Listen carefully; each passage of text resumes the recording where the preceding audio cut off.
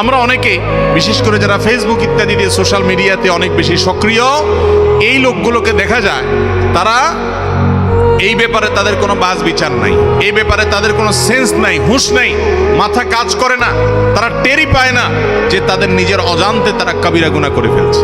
ধরুন কথার কথা, একজন মানুষ তিনি কোনো ভুল করেছেন, তার ভুলটা নিয়ে আপনি ট্রলবাজি করতেছেন, আপনি মজা করতেছেন, আপনি মিম বানাচ্ছেন, আপনি তার ওইটা নিয়ে আপনি রোস্টিং ভিডিও বানাচ্ছেন, সমালোচনা করতে গিয়া তার চরিত্র হনন করছেন, তার নামে বাজে ট্যাগ দিচ্ছেন, তার ছবিকে বিকৃত করে একটা পোস্ট বানাইতেছেন, তাকে ব্যঙ্গ করে বিভিন্ন কথা বলতেছেন, তার ব্যক্তিগত বিষয় নিয়ে সন্দেহমূলকভাবে নানা রকমের আপত্তিকর ট্যাগ দিচ্ছেন, মন্তব্য করতেছেন, হাহা করছেন, মজা করছেন।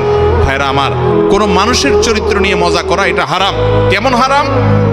কোনো মানুষকে, নিরপরাধ মানুষকে হত্যা করা যেরকম হারাম, কাউকে নিয়ে এরকম হাসি ঠাট্টা মজা করা, অপমান করা, তুচ্ছ তাচ্ছিল্য করা, অসম্মান করা, তার মর্যাদা হানি করা, এরকম হারাম এবং গুনাহের কথা।